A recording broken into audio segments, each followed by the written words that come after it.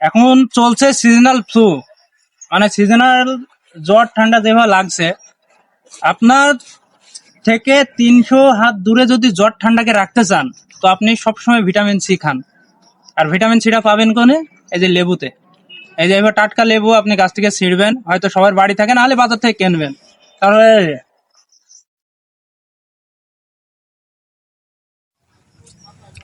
খাচ্ছে আবার ফেল দিচ্ছে না, কাটছাট না। এভাবে যদি আপনি লেবু খাইতে পারেন,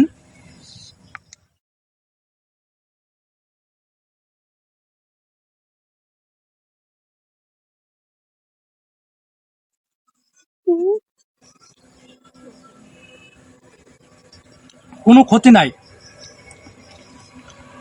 তাই সিজনাল ফ্লু থেকে বাঁচতে, নিজের শরীরকে সুস্থ রাখতে ভিটামিন সির বিকল্প নাই। আর ভিটামিন সি আমরা এভাবে আমাদের বাড়ি থেকেই ব্যবহার করে খেতে পারি। রাখো, সব ভিডিও দেখা গেলে লং হয়ে যাবে।